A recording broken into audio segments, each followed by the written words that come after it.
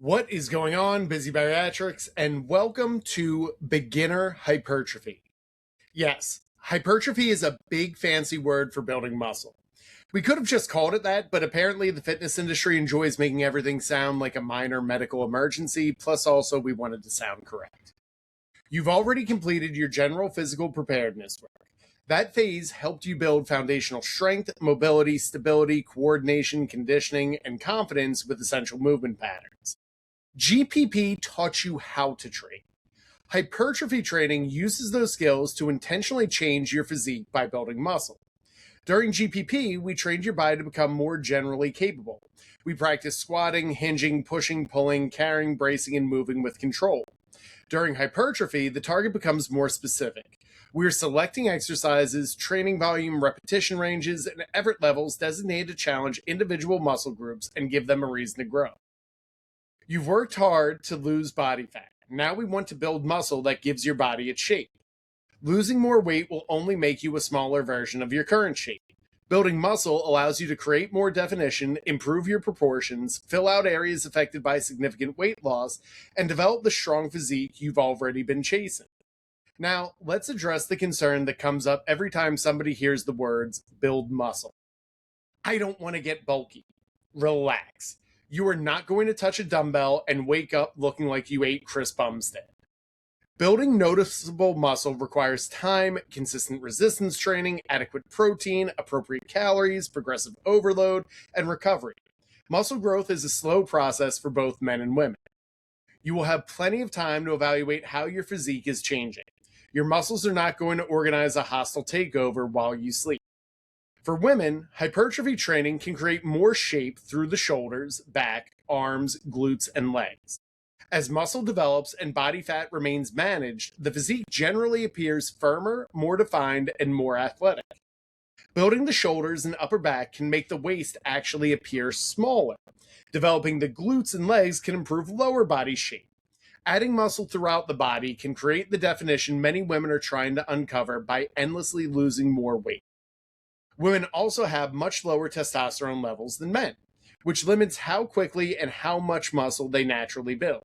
Developing an extreme bodybuilding physique requires years of highly specialized training, nutrition, genetics, and in some cases, outright drug use. 3 sets of rows are not sending you to the Olympia. For men, hypertrophy training can build more size and shape through the chest, shoulders, back, arms, and legs. Over time, that can create a broader upper body, thicker limbs, and a more muscular appearance. Men may build muscle faster on average because of hormonal and physiological differences, but meaningful growth still requires patience and consistency. Nobody accidentally becomes a bodybuilder because they followed the program for 12 weeks. Both men and women building muscle can improve strength, physical function, joint support, bone health, and long-term independence. This becomes especially important after bariatric surgery or significant weight loss. When body weight drops quickly, some of the weight lost can come from lean tissue. Resistance training and adequate protein helps us preserve the muscle you already have while creating the opportunity to build more. We're not chasing a smaller body at any cost. We're building a stronger body that you can maintain. Your beginner hypertrophy program will use repeated workouts across each training block. Performing the same exercises for several weeks allows you to learn the setup, improve your technique, track your performance, and progressively challenge the target muscles. Hypertrophy does not require a brand new workout every time you enter the gym. Your muscles cannot read the exercise menu. They respond to tension, effort, training volume, and recovery. Progressive overload during this phase may include completing more repetitions with the same weight. It can also be gradually increasing the weight of the exercises. It could be improving your range of motion. It could be controlling the lowering portion of the repetition. It can also be creating better stability in execution. Training closer to the assigned reps and reserves is another way to do it, as well as producing more high-quality work for the target muscle. You do not need to increase the weight during every workout. Adding weight while cutting the range of motion in half and using momentum from 3 counties away does not make the exercise more productive. The target muscle should remain the target. That's probably one of the biggest differences between general physical preparedness and hypertrophy training. During GPP, completing the overall movement safely and effectively was the priority. During hypertrophy, we become more precise about which muscles should be producing the movement and how much productive work those muscles receive. You may notice more exercise devoted to specific muscle groups, more controlled tempos, and more sets performed near muscular failure. We're trying to create enough tension fatigue inside the target muscle to stimulate growth. That does not mean every set needs to reach complete failure. Your prescribed reps in reserve still matter. If the program calls for 2 reps in reserve, finish the set when you believe you could complete approximately 2 more quality repetitions. A muscle burning does not mean the set is finished. Your feelings may have reached failure while your quadriceps still have about 6 reps available. This phase will help you become more accurate. Record your weights, repetitions, and reps in reserve. Watch every exercise demonstration. Send us form videos so we can evaluate your setup, range of motion, tempo, and whether the intended muscle is doing the work. We may also ask you to record a set taken to technical failure. That allows us to calibrate your effort and determine whether you are training hard enough to create the intended stimulus. Your nutrition will matter too.